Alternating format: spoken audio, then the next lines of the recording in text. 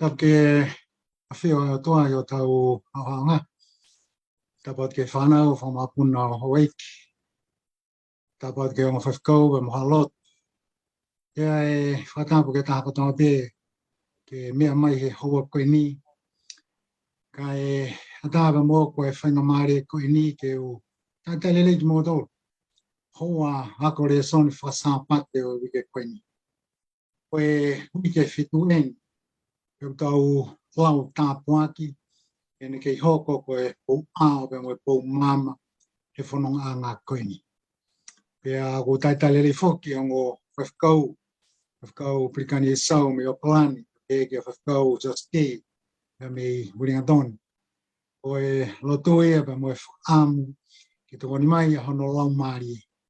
Mea ngāua ki moa ki hono whaloloto. Mo whamama. Koe re soni. Matua ki mahu inga au pito. O wike koe ni.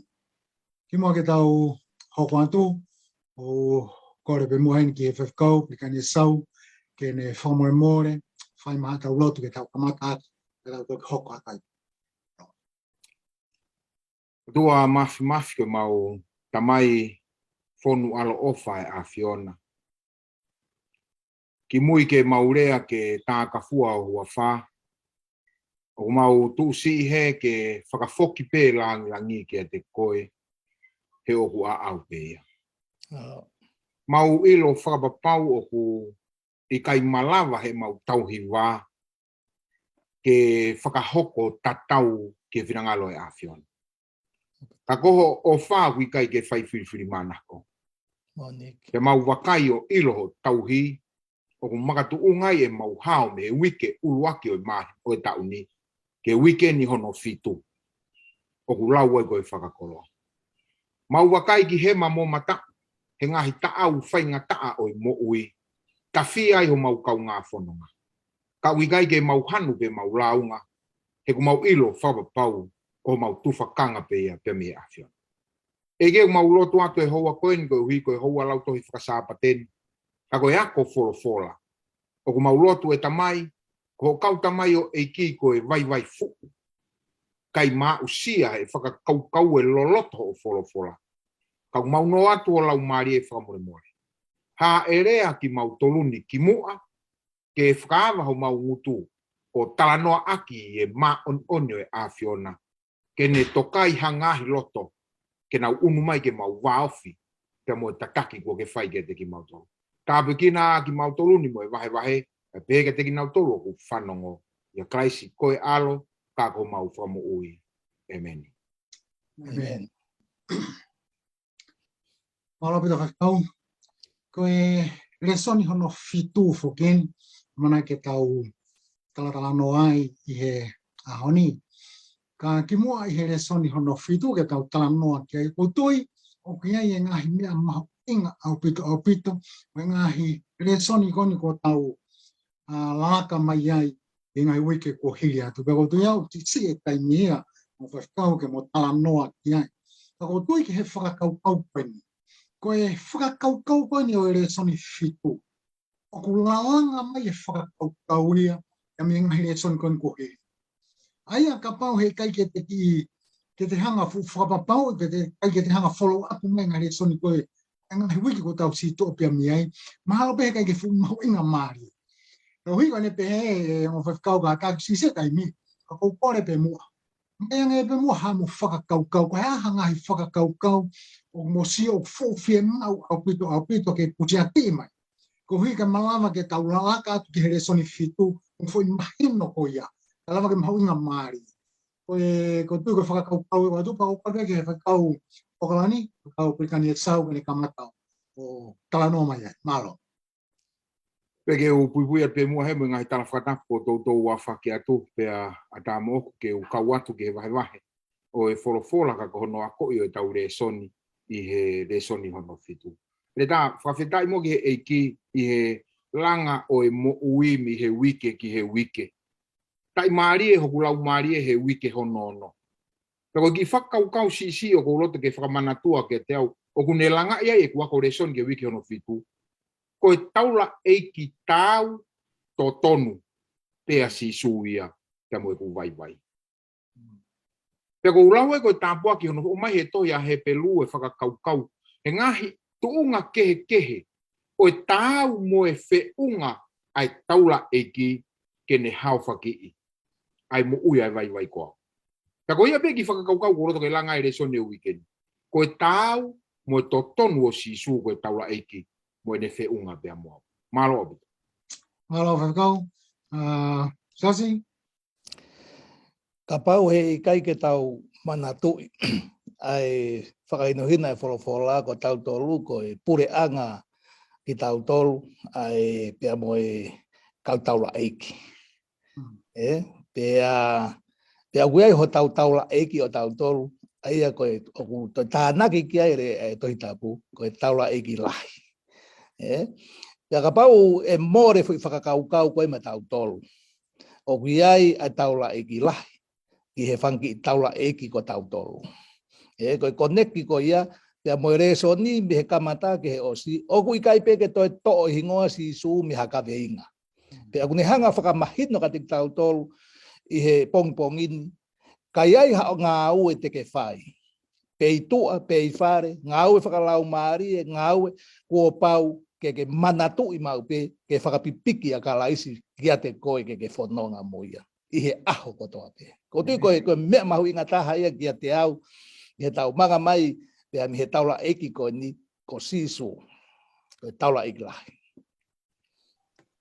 Malo. Malo pito, o whawhekau pe kotui, o ku whihoko taki lelei, au pito.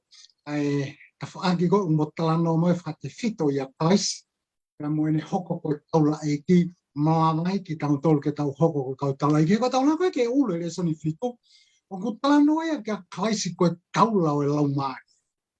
E ko tui, ka mau te tau tio ke whuirea taula, e malawa pe ke tau tio ai ki he anta o e taula e ki ai. Te whito ai ki tau tolu, pako tuka ulu ia re soni whitu te tau alu koe ki ai, ko kaisi ko taula o e lau maari. E tau vesi lau loto, tohia pe me tohi koe ni a hepe lupa mo e vahe ono. Vesta hai maki he wanoa. Pea he kai ke ulawe kia he koutou mahalo whate whito ai konga koe ni te motoki tānoa kaloloto mai mo whamama mai ai e te whakoe kau keki konga he vesi lau loto o kou mahau inga maari e kia te au. Te ungawe ai pāki ko a moritoni, o pehe moritoni, koe whakatoa meri e, koe amanaki lere. Koe o ku hange ha taula pau, mo whalalaanga, e tau moui. Koe whakare ai a pāki ko a moritoni. Koe amanaki lelei koia, ai ko tānoa kia he pelu, o ku hange ai ha taula pau, whalalaanga mo e tau moui. Koe tau kone u, ni ulawe ai vesi lauto ki whai konga pe koni mua pe vesi aiwa. Me ki alu e ku whakakaukau ke re soni uluaki. Ki e tohi konga he pelupa mo e vahe hono ua vesi uluaki. O kia e kongai o ko maari e ai, i e whamatala e apostolo ko Paula, pe Paula. Koe mea ia o ku to tonu ke Asiria e tau tokanga ki he ngahi, mea o ku malanga i mai. Na iloange ko tau ohia. Ki lawe i he apostolo e fuiria koe aukia, he vahe ua, taka ne lawe i mai ne taula, i here soni koe hono. Koe umari eia he ku whanongo ki he kau tangata o here soni ula ke nau tala noa kuia. E koe fuiria koni koe taula he na whakauhinga o kei koa a whamore. Fuiria koni koe auhia, o kai koe pehe ia koe auhia pe o tau whanua, ikai. Koe auhia ingia ki he auhai. Te wauto iau, koe whakakaukau iau o mai koe he reson. Ka pau he kai ke iai ha taula, te tau au hia piki tau. Ka koe au hia koe he kai ha tau whanua. Ka koe ka mea ia au ki whaafai ka te au ai vesi lau lotopa. Hanko mea koe na lau tengo kai tau. Te mo toi whamama mo whaaloto mai ke mau tinga maari e ka te tau tonu. E konga koe ni ai o tau talanoa koe iai. Mara tau hao ke aho Sunday, ai koe ulu koe Sunday o kama mai, koe ai ahi o e lelei o e wholofola. Ka upirikani e sau, ka whatanoa mai angi, he mea koe nai whanaki ki he kai ngā tui. I he lolotonga koe au nau kei whaito ton pere kia kaisi. Tanga no mange he konga oia ka tak whi. Maro pito e ta ai fotu whakakaukau ke tā ke kina ake uruaki konga aho uruaki. Mauinga au pito ke te au e whakakaukau koe ku whakotuu. Ahi I ai lelei o e wholofola. Ko ne tala mai koe ke ahi e lelei o iai whahinga meiri e ko simahino ia e mako.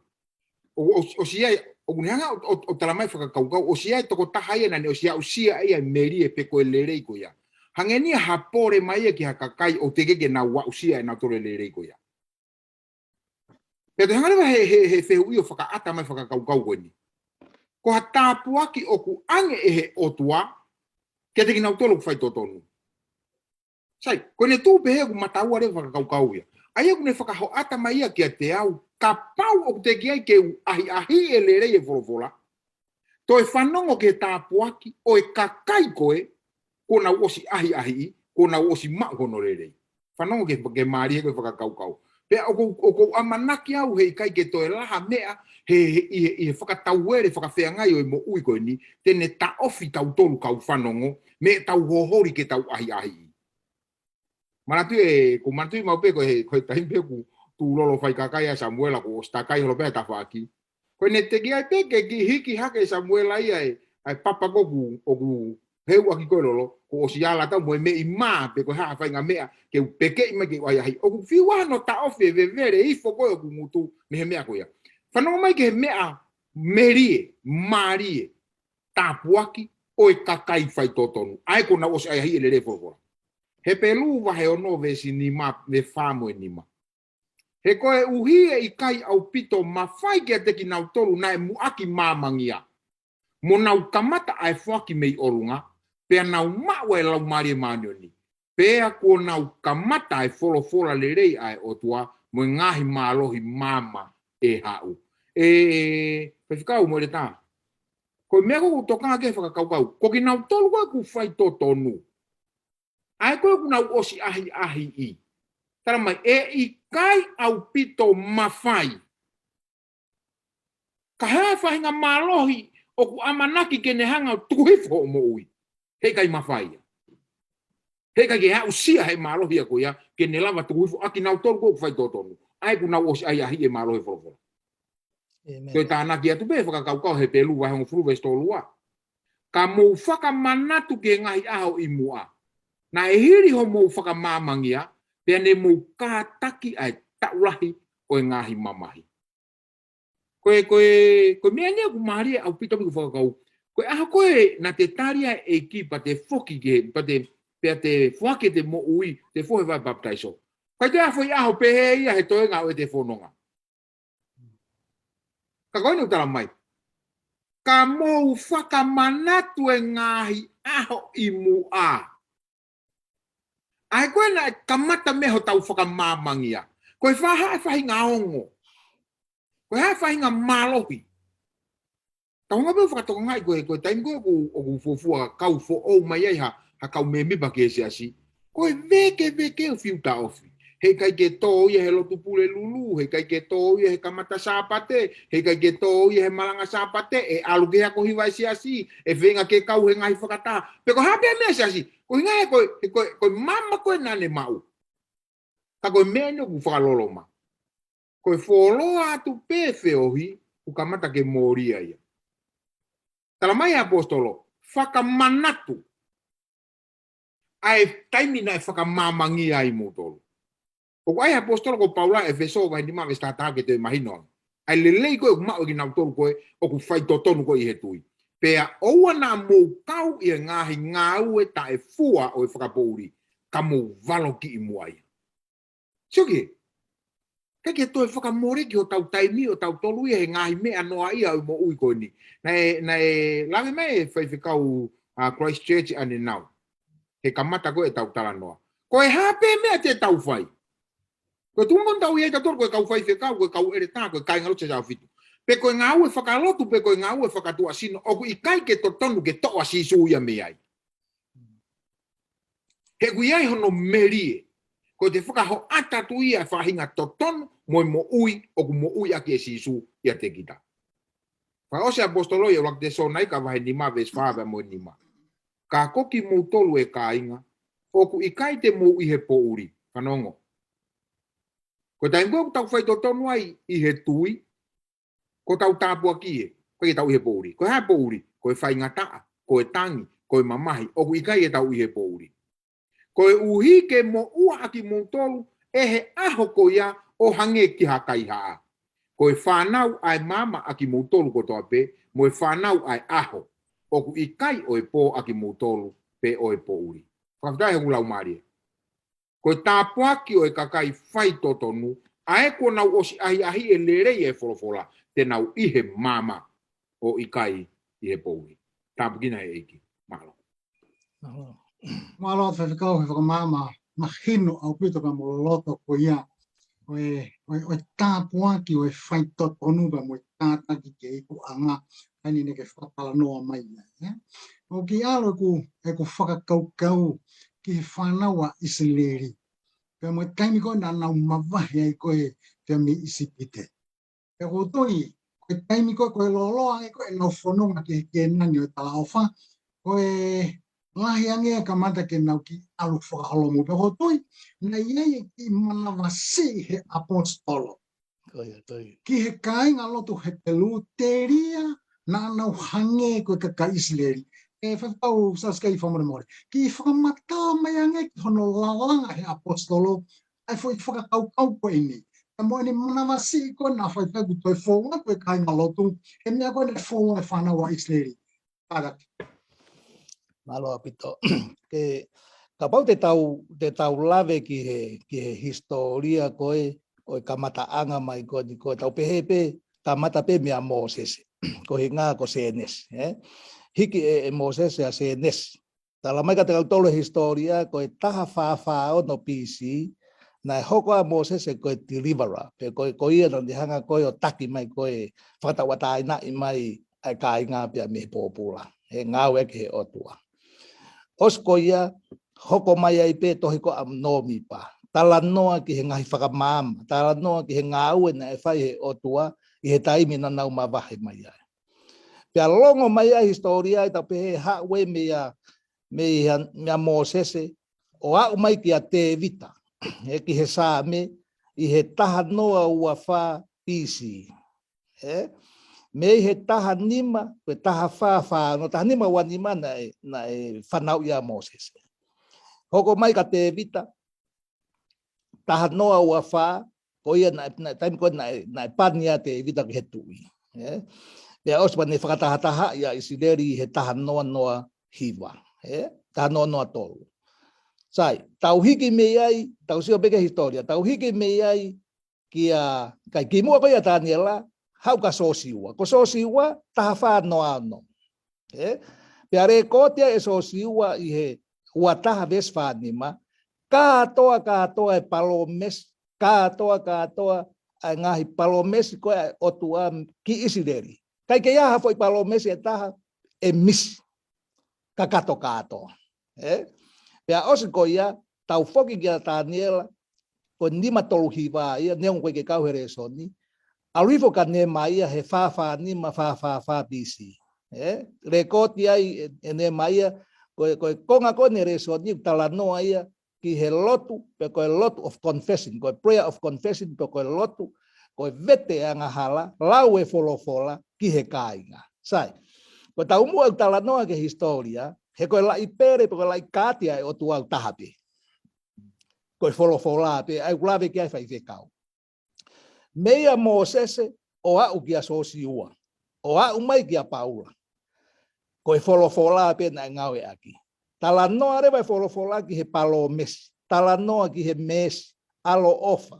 Koe whakamore, ke hono whawhanga, koe keres, moe hāfua, koe lelei kotoa pe, pia osko iau tau hanga ilo ai he, tau panongo pe he tala noa koe wholofola, o ku wawe mau pe o tua ki he mesi, kai tuai ki he tau tea moe hou hau. Ka kuia e foi mea taha, kou tui koe uhinga ia, tai wheinga ia Paula, ke ni hanga o lalanga mai e wholofola mo no ngau e aki mai mi he kuonga koe ni o Moses e o au mai ki a ne mai e mo sosiua, ne mai e o au mai ki hono kuonga. Ko hinga koe fo mea taha o fie ma o ke hanga e ka kai ko ia ko kuonga paula pa ko tu ho tau kuonga fo. Ko fo idea ko justice. Ko justice ko lavea anga ia o to tangata ko to ape. Kapate tau sio ke historia. Whakamore pe o tua. Whaakataki pe o tua. Ka ko ne au ko ke he justice. Ko toton ko hinga ko ma oni ai o tua. O ku ikai ke lava ia loi. Tai mi pe na pe he o tua ka Moses. Te whakaau he kakai. Ko rea Moses ei. O te ke whakaau ha. To e ku mo ui au ka tuku nauto. Ka ku osi to e fola o tua. Tange o tua. Okay. Te tuku atu e taimi ko ni. Te mo he takai holo ahe. He ilo na iaha taimi te nau foki mai. Ka kua pau ke au hai taha kotoa pe. O talangata mi he tau anoa ki olu. Sai, ko mea ia ko tau ko kutui ko tau mu ai a paula ni hanga o lalanga mai folofola mi he kamata anga wa o mai ki hono kuonga. Te a o mai ko tau kuonga. Ke tau manatui ai mesi mo alo ofa o tua ka kuia is justice.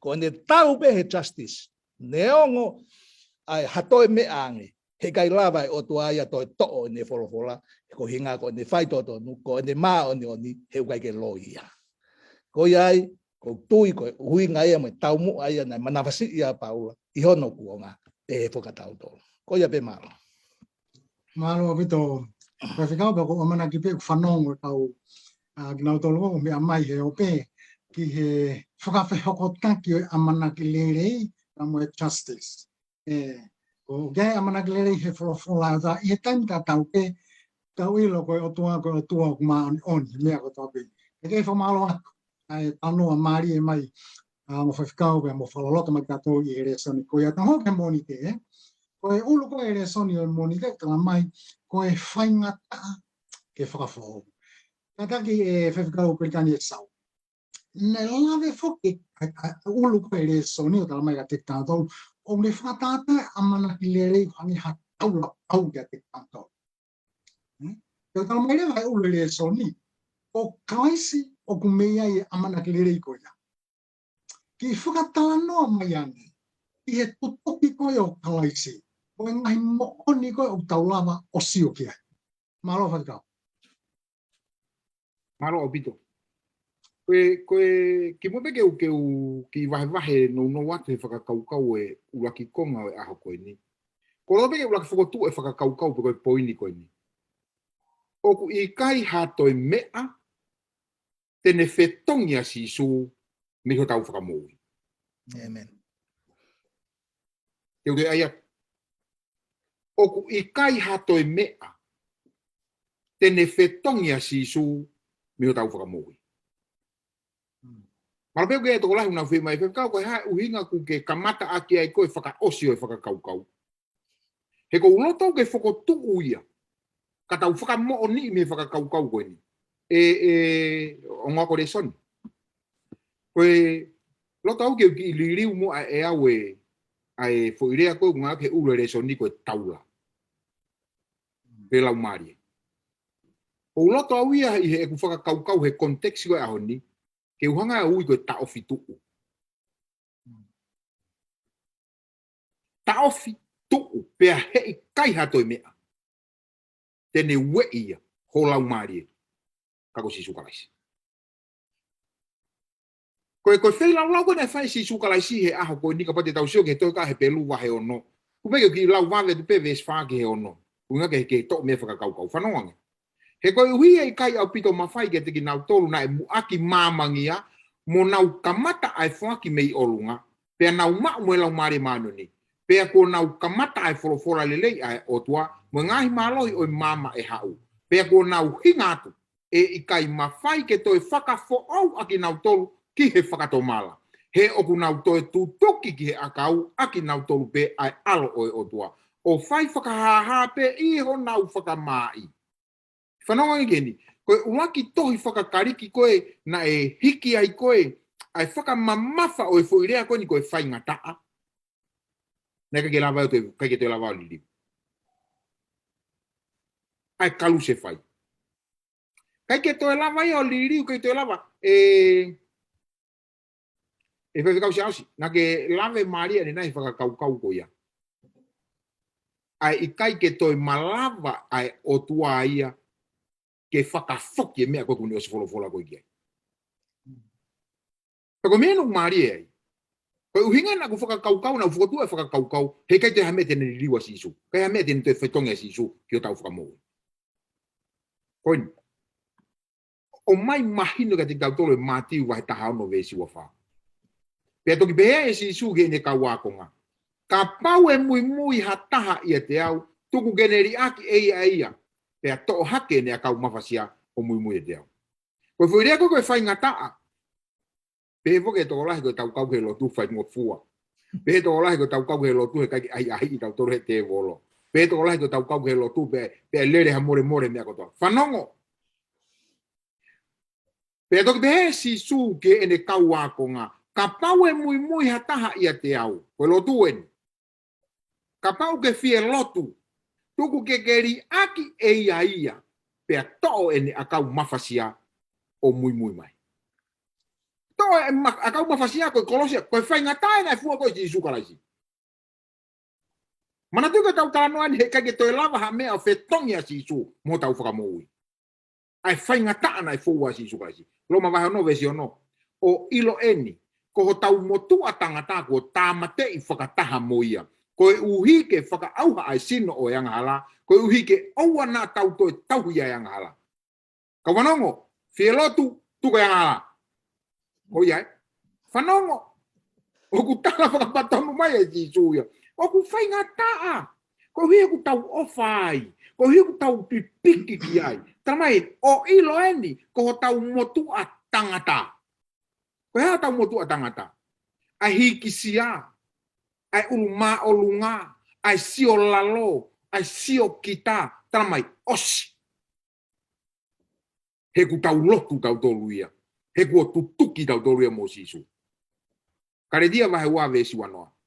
Ku o tutuki au ke mate o hange ko kalaisi ka o kou mo ui. Ka o kui kai ko au ka ko kalaisi o ku mo ui e te au. Pea ko e ku mo ui eni he kakano o kou mo ui he tui ke alo o tua. Aia nai ofa ki e te au o ne whaki e ia ko ui ko au. Man ngari lolo e whakamatala. Ka ko eni. Ko tutuki o si su kalasi o ku whainga taa. Ko o poretake ke mui mui a si su kalasi o ku whainga taa. Tane ne ke talamai he kosperi. Na ikai te uha uau ke whakatahai. Kana aku ha uau ke whakamawahe wahe. Te ke riaki e koe a mamani. Ka pau o ku ke fie mau a si su kalasi whaosi. Kare dia o no vestafa. Ka e mama o moau ai pore. Ka ihe a kaupe ho tau eiki ko sisu kalaisi. Aia kua tu tuki ai ke matea mamani ke te au mo au ki mamani. Whakawhata au lau maria. Ko hono whai ngataa ne aia sisu he kolosi. Kau hau peau he eku tui. He kua whai he akau i kāre ware a hoku whakamoui. Tāpukina e ki whakau koea. Malo. Malo whai whakau. Maria pito e ono veteki mai ai whakakau ko ia peo kuke whai he whakatala noa o mai kia māti vai tāno ve sua whā. Kai ki connect e whakakau kia. Kia karetia vai ni mai. Maka ve sua whā. Me apostolo he koku nau to oku akalaisi. Kua nau tutuki. Koe ke pehe mai a paulaia. Koku nau to akalaisi o nau whenga ke tutuki. Ai, kua nau tutuki. Hange i veri hoku ulu. He koe fo iau sia ia koe haute. Oku ono hake pehe taimi kotoa pe ki taia ke asi hake. Iene pehe e whakausa skei whamore. Ki whakatala noa mai ange ki he whaingata. Ai tutuki koe ki kana lawe mahe whaiwhikau. Ai fuilia koe whaingata. Tako koe latu. Ki lawe mange ai palo pare mako tau whikuki moia. Ai whenga koe ke tutuki koe ki ka whaikau malo.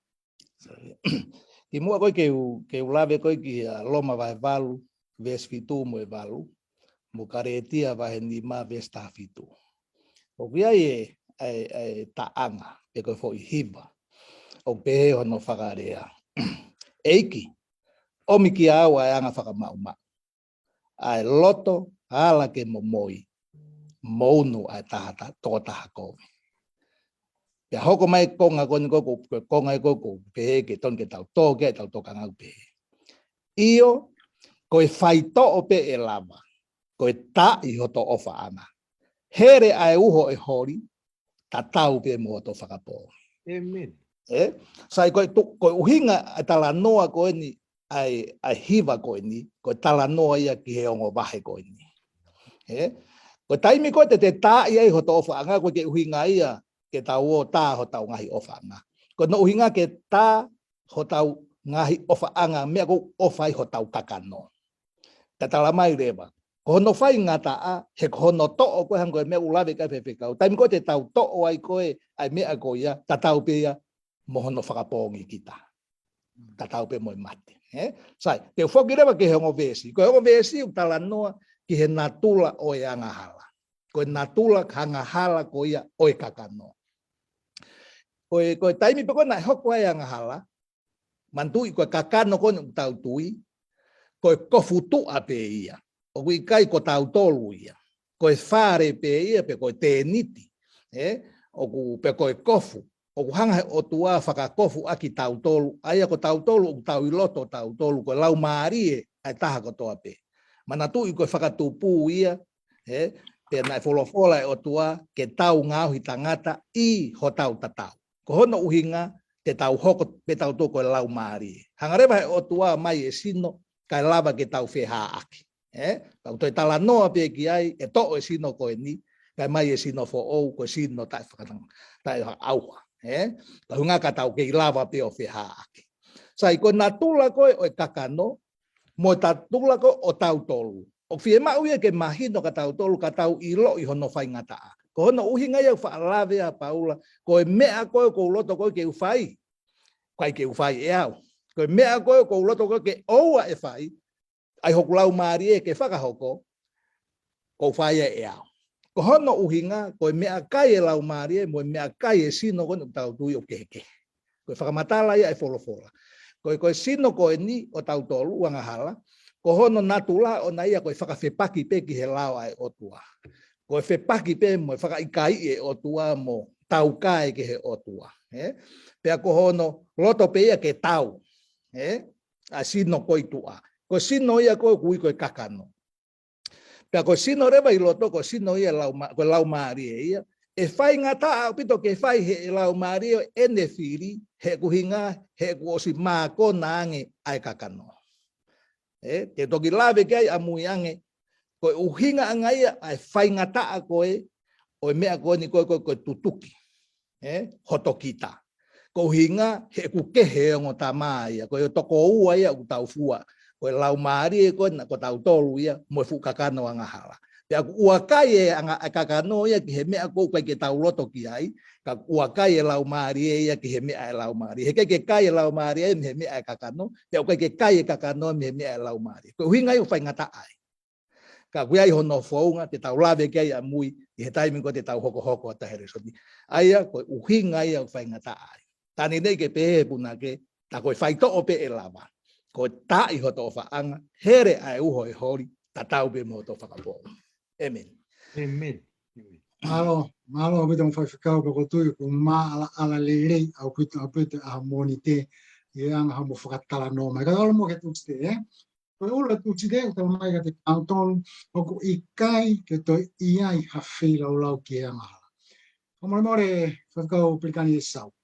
O giai e lawi e tau le so ni, ki anga halai o ikai ke toi iai hano whakamore more. I whakatala noa me ange ki anga hala ko iau, kataki. Malo pito e ta, ya malo atu e fotu e whakakau ke tā ke kina ke konga ua ki o e aho koe ni. He oku mahu inga foki, mana tui ko tahane ngahi ka veinga ia ku oku tala noa I lahi e anga hala koe koe ke toi whakamore more.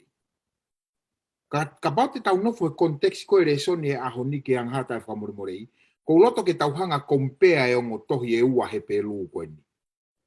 Pake whainga maari e kau whanongo, pake toi lau nao silau e ane nai. He pelu wahe whaave, wahe ono ves whaake ono.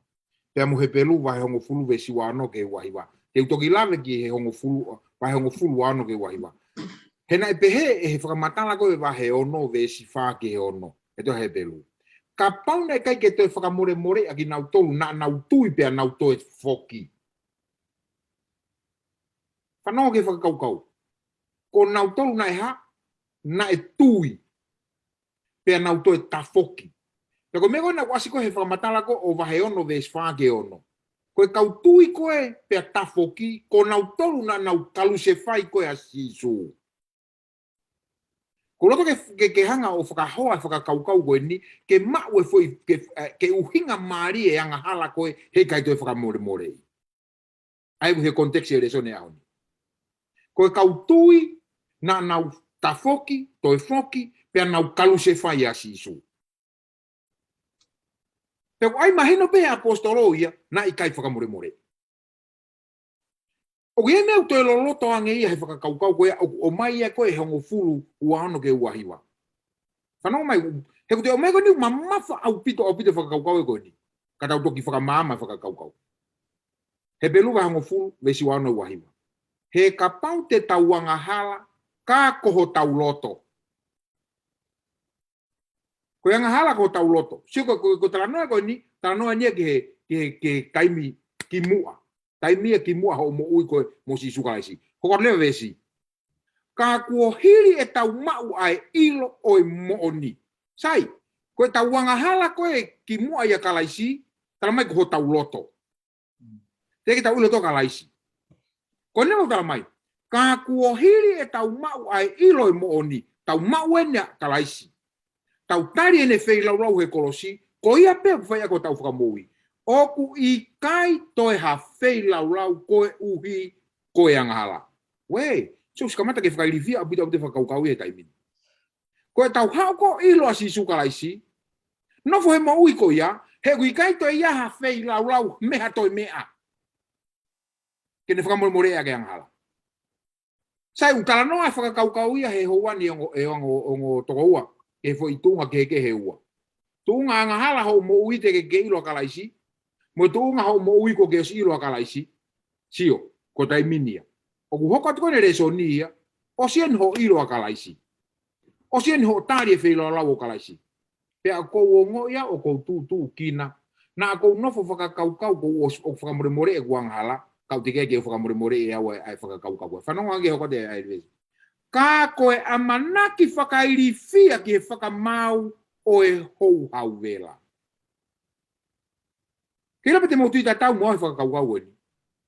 O ku kehe pe whakamaui ai o tua he taimini. Ka nau torku teke nau ilo e o tua, mo nau torku na osi ilo e o tua, pe nau to e tafoki.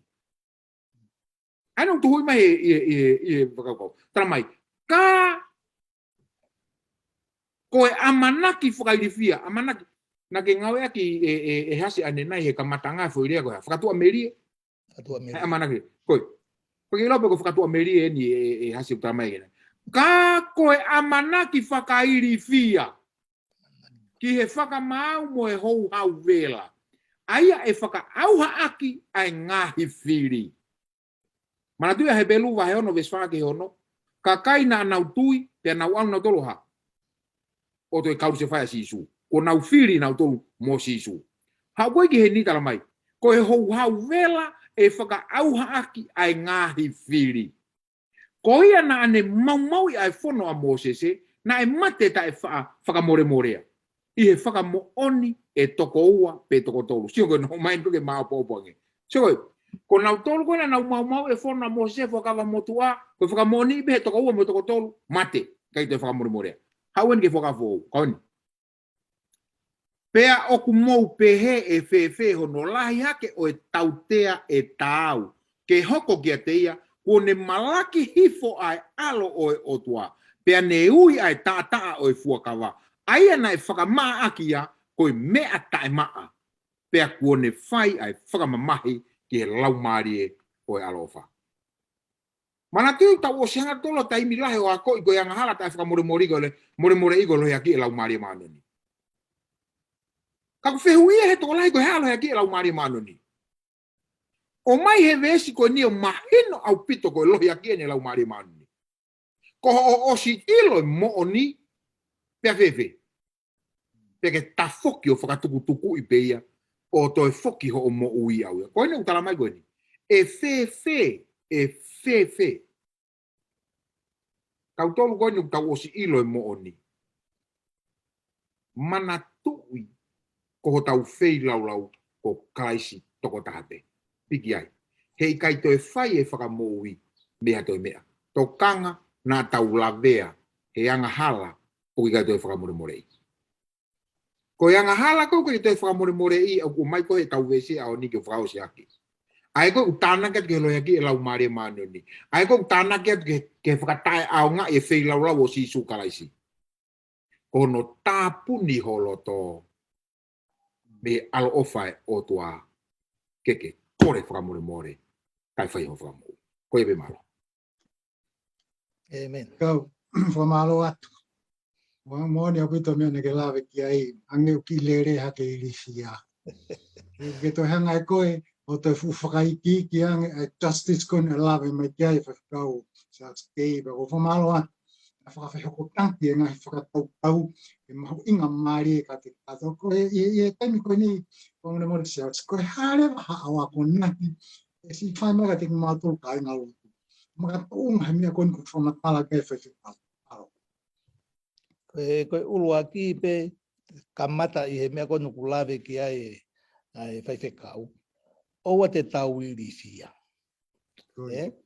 Ka pā te tau irifia he mea kuhanga toi tā pua o mai, e mōre rewa ai whakatua meri e koe na ke lawe ki ai koe he kamata. Tala noa uraksione wahe ua vesi ulua ki, koe konga ni ai otua. Koe konga ai otua, he ikai tene lava ori aki ki tauto. Kono whakanou nou ia, ai kakano tohi koe na uraksione wahe ua, ko hinga ka pauna ake whai anga hala. Ko ke iai pe ai alo ofa ia mai whakatua meri e ka te koe, hange koe mena e lawe ki ai. Aia o ku kei ata pe ai whakamo ui ai o tuaia ki a te koe, lolo tonga ho kei mo ui he tai nimi. Aki tau tolu kou tau whanongo. Oku i kairi aki tau tolu. Uraksione mahe uraki vesi hiwa, koe konga ia a tau tolu, aia na lawe pe ki ai whaiwhekau, koe mea kui koe confess, koe vete e tau angahala. Koe vete koe angahala, o kui kai ko ho kore whakamore pe, pea osko ia, ka te kei whai pe koe mea koe na kei whai. E alure vai o tō ke konga koe lawe ki ai. Ai whaiwhekau. Ka kui ai whahinga mea kui, koe i he wheilau, ka pate tau ki hanga whakahoa e wheilau koe na e whai kalaisi, mo e wheilau koe, na e whai koe ni koe, i he taimi koe e Mosese mo mea hoko mai koe e wheilau e monu manu. Koe wheilau koe monu manu, o ku teili, aho ko toa pe wheilau.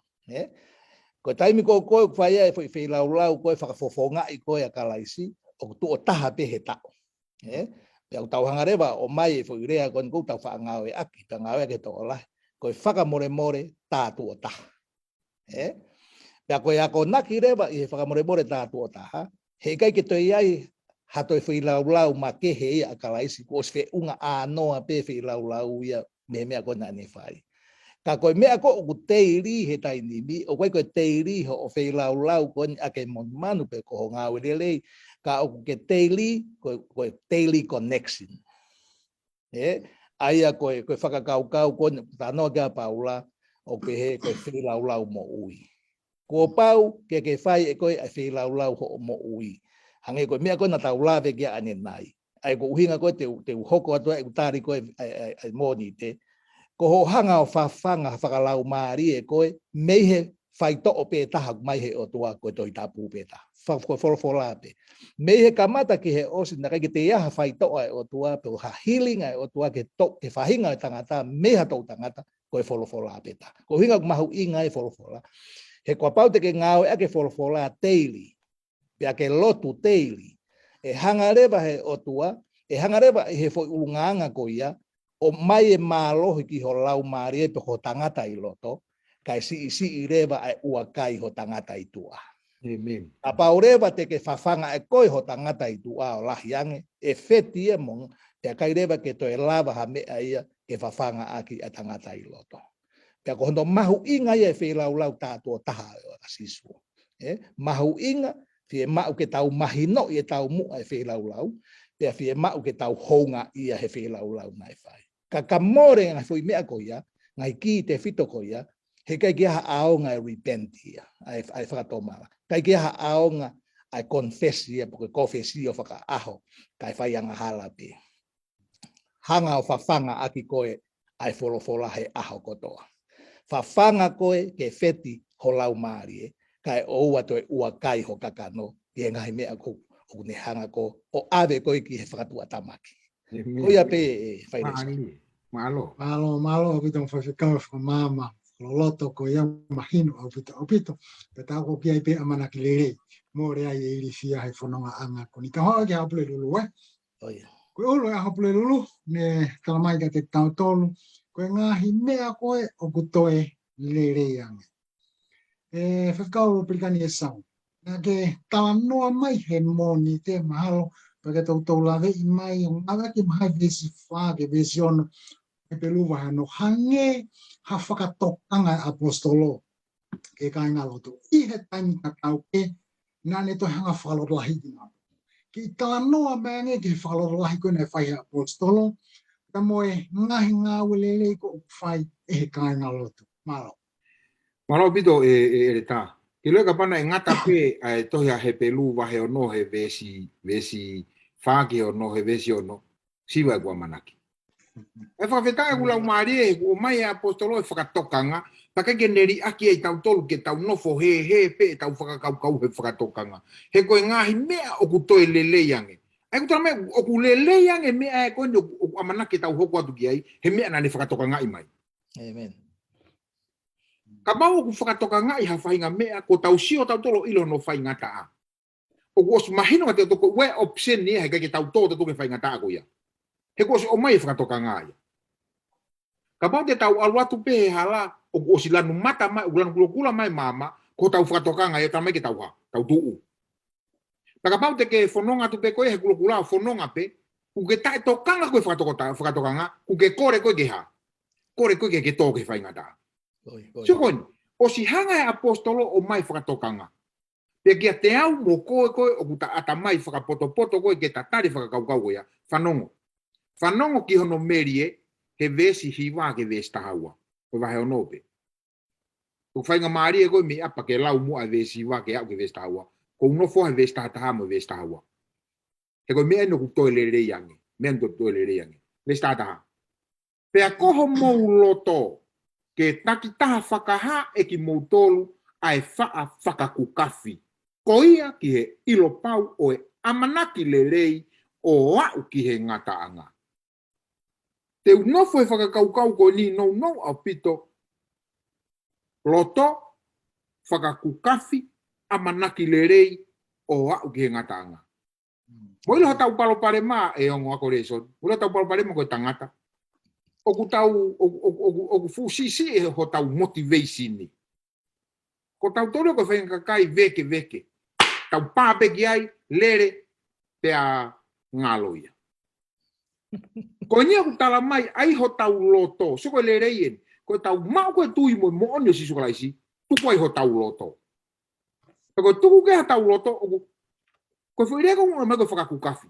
Hanga he whakakukafi o, ku moa ho tau loto ke foko tu e tau whakakaukau he amanaki lerei. Pako amanaki lerei koe ke alwatu pe ahoni o ngata. Sa ia au pito siau so lave ke fuiria koe teiri. Ka tau amanaki lerei teiri. Aho kotoa pe. He pute ke te ilo kita e iku anga. Tana mai. Amanaki lerei ki he iku anga. Whakakukafi. He mea ku tuku ke ho tau loto o au ke he ikuanga. Kau whakaosi mua he vesta haua, he aho koe ni. O bene on lau. Ke oua na mou whakapiko-piko. Ko mea nuka ke tau lava whakakukafi i kau whanongo. Ko hiu kau whakapiko-piko. Amen. Amen. Mea nuka ke tau lava io o manatu i e tau amanaki le rihe kau whakapiko-piko. Ka e whai taki ki a teki nau tolu ko nau lavai i he tui mo e whaaka taki o ngahi tala o wha. Ko mau o ko mea i pehe ere tātaki. Ko whakatata agi pehe kai ngā lotu. Ngā lotu koe parataisi. Ko kita koe ku te o mai ha lau maari e fo ou. O ku te loto ke hoko mai lau maari e koe ka kita. Pea ka pau e e maulotu e ako hiwa e tokanga ke pāwhainta ai toko tahe koe na e uaki mua mai koe lau maria koe e hau e pehepe taka pau ko au ia na o mai tau pehepe na o mai e hasi koe ne tō mai pe e hasi ki loto pe au ria ki lotu pe au ia pe au tātake pe au ona ke whakakau koe e keha e hasia e tātau pe e hasia moa koe mea ku talamai ai tau tolu koe ni talamai ai ke oua na mo whakapiko-piko. Menu tala mai tau tolu. Kai ngalotu, oua e whakapiko-piko. Ka tau whai taki ki a te ki nau tolu koe o e tui. He te tau la mai ai e tala o wha koe koe tau wha kataki. Sio koe ngahi menu tala mai apostolo toi lerei. Lerei ange whakatokanga. Lerei lahi a whakatokanga. He kuiaha no merie o na ia. Tene inu mia koe tau wha kataki a whakakukafi ki ai koanga. Malo. Malo pito whakau ka kutui fu maa apokopo apito ai. Koma tala mai konga kuia. Hau maki a whakau sa skei more. Ukou mawenga ia au pito ihe. Ihe whaunga a popoa ki koe na ngawe aki ihe apostolo. Ki whakatanoa mai aki. Ki he whaunga pa moe popoa ki koe. O totomu ke whai aki e tawa kona ki. I ni ihi kone tau o whai pa koe tainga o. Malo. Malo pito koe talanoa koe ni ai ko tui peu tau os whanong ke ngai whaunga ku omi e whaiwhekau. Ka ko whi rea mahu inga ai whaunga. Pea ku os talanoa pe apostologi he whaunga. Ko tau tolu koe kau wangahala tau tolu. O tau fuufi e mau au pito ai whakamo ui. Pea tau ilo ko tau fie mau ko kalaisi pe. Ko no ko he pelu pa he nima vestata talamaya he apostolo fai ngata au pito ke whakamatala ki he kainga ko uhinga ko mea ko na lave ka fai kau ko foi idea ko whakapiko ka ko whakapiko ko ni o kuia ko spiritually tal aia ko whakapiko ko whakatoto o whakalau mari ko no uhinga ko kai ke fie ongo ki he whawhanga o lau mari pea koe mea rewa ku hoko mea he whakatokanga koe e apostolo. Koe foi mea kui koe pouring. Ka mata rewa ke poa e tamai e tangata he wikai ke ne mahi no i e ia. Sai, te uhanga rewa koe kakano koe o ngahi wahe te uhanga o mai ia ki he ke foirea koe ni. He kuhinga ko tui e mahu inga nge ia i he kuhanga vete ai whakakaukau e tui tapu. Ka koe mahi no i e ni e ne hanga koe o mai e whaunga peheni. O ku fie mau ke whai tō tonu e tangata tui ki hono tu unga whakalau mari. Fie mau ke whai tō tonu e tangata tui ki he ene mo ui poko tu unga whakalau mari e o kui ai. He utala noa ia ai he vestaha ua whai ki mui, o utala noa ia ki he mea koe no kui koe whawhanga hua kau. E ka inga loto. Mo kau whanongo mo ongo whai re soni he pungpongini. O kui ai e toko lahi te rea ake mo oni koe ni ihe siasi ko toa pe. Ko tau hau pe ke he lotu, ko ka mata rewa ke tau whakari eri ake tau tolu e basic koe, pe koe hua kau koe ia o mo ui whakalau maari e tangata. Ka tau kapa pe tau tolu ki he meat, ke he mea koe whewheka. Pea ko hono ola koe o meat, i kai koe ke te lava usia e utuunga koe ia, e tō e kakai toko lahi ia, heke ke nau toe fie mau e nau tolu ia ai mea ko ku meat. Ko no uhinga he ku tae whai tōtonu, te whakatata ke tala noa koe. Koe ke ai o ki mātua, siasi aho fitu, mari ke he siasi ke. Na ke he sāpate. Hala ata ke iai hafoi veesi e taha tangata aho fitu, ke ne hanga whakahai ake mahu inga sāpate ki hono mari. Koe mea pena e hoko ko ene ke mo whenga ke tae. He mai he whewhine ia, hono mari, e ne whakamo oni tohi tapu. E ka inga lotu. Ka pau he kai te ke whai tonu ki hotu unga whakalau mari e, koe mea e hoko he kai te ke fie kai koe hua kau. Fie mau, ka pau ke whai tonu, whoki ke hua kau. He ka pau te ke whoki ke hua kau, e ifo rewa ho kai e mea ko te ki whekange, he ku tonu e foundation. Ka kou tui koe tau mua ia, o whenga e apostolo ke ne hanga, o langa, po ne la langa ka tau tole to unga koe ni, he ku lahi au pito ai theory. Tau mau pe e theory, ka koe ke tau lava tau tolo put into practice.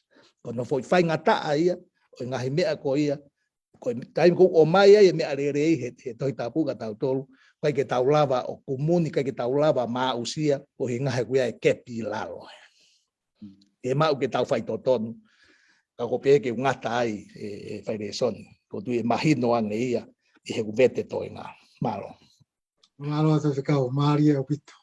Ano foto tu mai a fonga pe ko na te tonu pe ha ke ni ke si ko nga ko ni tau mo e ka tau ke afra si ata pleluluan pe ko ulo e to plelulu ka mai ko sisu ko taula o la Maria e tau te fokileva o ki whakaloloto ang ia e tau ulu ko e soni fitu i e weekend ni. E whakau perkani e self on board na yanga fe. Ai whakapapau i koe e o tua a ene a ofa maa ki tau tolu. Ki ka anoa mai ngi malo. Malo pito e re tā, whamalo atu e se ase, ai ngahi wahe le ko o mai maa tau tolu he resoni. Pako tia ko tumutumu nye ke te au e whakakaukau koe ahoni. Ko whakapapau i he o tua ene tala ofa. Mai whahinga tangata. Tātu o lai e tau sio toke ke wholofora, koe o tua tau hio ku tatau he ane afi, pehe ahoni, e pehe o lau kuanga. Oku i kai liliu, ai o tua ku tau hiki ai. Ko e ne wholofora, he kai liliu i ata. Kako mea koko umahu inga ia o he resoni koe o wikendi, neongo no whakatoka ngā i tau, mana tau nofo e wahe ono, hono whakatoka ngā i tau tolu he wahe ono, o mai ke vesi hiwa, pene hono whakatoka ngā i pene o mai rewa tika tolu e ngahi meri e o e tau whai toto nu ka pau te tau nofo peke e eiki. Sai, toi hoko te whakatoka ngā he tu a vesta haua. Kako tau hau e vesta whitua o ke vesi wanoa koe o e wahe ono ko he pelu, o ko mahu inga ia o he whakakaukau koni. Uruaki o kune hanga hulu i mai, ai whakakaukau koe o e uru e resoni he weekendi. Ko sisu ko e taula ko taula umari. Enka, tau fituu ko taula umari. Mo ilo ka pau e aloha waka ki tahi o ka kia hano taula. Ka koe ne alu o ku hako pia mate ne misini, ko ilo pe whakatau ki whe. Ko ino ko se whakapapau i mai, ko e tau lotu, ko e toka terine ko e ku whawai e lotu whakakaristiane. Ko ne hau hatangata ki a sisu, pe ko ne hau ke lotu whakaristiane, ko sisu ai enga. Ko sisu e taula hono lau marie. Pe ko e aho pe ko ke vete e ko e a sisu. Ko e auhia i aho waka. E asmena ke lave ane nai he kamata, o koe ko e auhia ko e nā ko e auhia pe ki uta. O e hiva ku pe he auhia mamari e pe. Peko mea ku whakalolo ma, he ku tau ke he lopu whakaristiane, ka ku kai ke tau ri e taula, ke enka ake o tau waka ko si sukaraisi. Ka ku tau lotu, ka ku tau auhia mamari e pe. O ku tau auhia tau he ngahi ta au ke o mo ui koe ni. Ka ku whakamanatu mai vesta hafitu, tahiwa mo e wanoa, te unofo i he whiawhini. Ke whakaosi. Pako ni oske o konga koe ni, whakamapopa bese au si, mao e bese au se mo konga whakamapopo. He koe ni. Koe mena ko mare ei, o ku whakamanatu mai e he reso ni, o ku pau e tala ofa si sukaraisi. Vesta hafitu. Pea ihe me ani koe whina ngalo ai, o tua ke whakaha, o lahi ke kakai, na e tala ofa ki ai, ai ta e whaaliriwo e ne wholofola. Pea ne whakamo oni a ki ia ai fuakawa. Kauria koe pau. Koe speech of confidence. Ko whe mea ku whakamonu tamai, pea ihe me ani. Kua whina ngalo ai o tua ke whakaha o lahi ke kakai na e tala ofa. Ko hea mea na whina ngalo o tua ke whakaha. Aini. Nā ne tūru tui ai ketse mani. Pea ne tangi a pāta mai. Ka pau hei kai tolona i puni a te au. Ua na whai hokuloto. Kai whai beo whina ngalo. Ko aini. Ko whakamo oni ki he kakai kotoa pe. Pau. Tai whaari riu. Ai tala o whae o tua. O mai rewa hulu i mai tau veste fito koe auni. Ai veste tahi wamo vesi wanoa. o ku mari hono mai ko whakakaukau. Sa ia ho o liriwa ni nai e hasi. Ka tupe ke ulao te liriwa to resoni. Ko e amana kini o ku tau mau o hange ko e tau lau e lau mari e. Ai amana ki fe. Ai sisu ko e na e pekia. Ai amana ki fe. Ai sisu ko e kune whakamore e kuangahala. Ai amana ki fe. Ahono taa e ne liringi kau mo uyai. Taulai ai ku whai e lotu. Taulai ai ku piki. Taulai ai ku osikia verengai. Taulai ai ku whakakukafi ai. He mo ui koe ni hono whai e lotu. He o ku tau o ku pau a ene ri o a moho ku waiwai. Tawange mo eiki ke ne tāpui ki na whakakaukau koia. Alo, mantu e tok whai besa o si e whakamao popo. Malo pito whakau. Ai whakaloloto mai e ka whakikoia. Tau te whito ke ulo e re soni. Ia hau ki a seoti, kau sa skei for my morning. Ka pau koe whau ngai. Me whapau ia ki e otua i ni tala o whai magi au polo. Aina tala no te whiwhikau. Koe hare mai e ongo to ton ke tau mao. Moe whatongia au to ton ke tau whai e karistiane. Malo. Teu ki lawe atu ki he negativi, ki he whoiongo koe taha. Koe whoiongo koe ni tau tala noa ki ai, o uhinga ia ki he tau kei, pe koe au sia, a toko taha tui. Pea koe taimi pe kou ne maua e au sia, o kuia hono whatongia. Koe tawhaaki negativi, o peheni. Koe fie mau he tangata tui ia, ke a mo hae fo i mea kotoa pe o kune fie mau koe mo amanaki ki ai. Ka pau pe he kai ke tari e ne lotu. Ka pau e tuai ke tari e lotu. Ka pau rewa he kai ke hoko e mea ia koe na e lotu ki ai.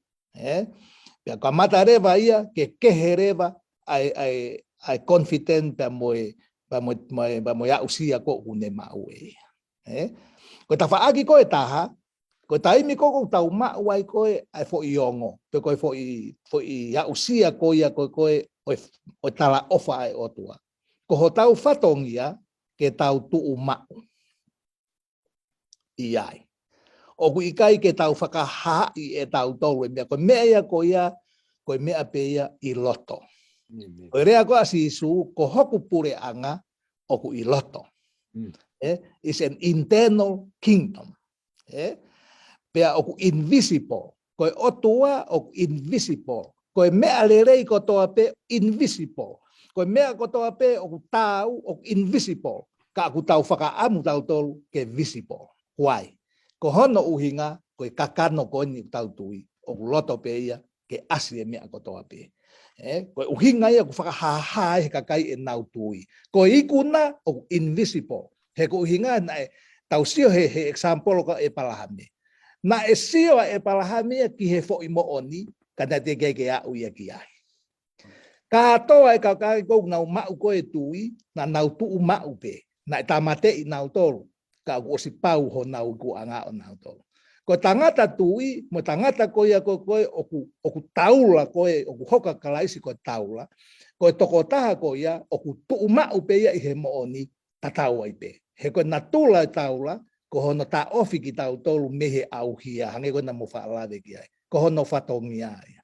Pea koe fo iongo to tonu ko ton ke mau he tangata tui, koe fo iongo ko trust. Pe koe whalala. O kui kai ke ai atai ai o tauti, pe koe tala. Ta tau ai te fe pare ki na mo ta e pau ai ea, hange ko koe mahaki whaka au hau tau hangangai mo ia.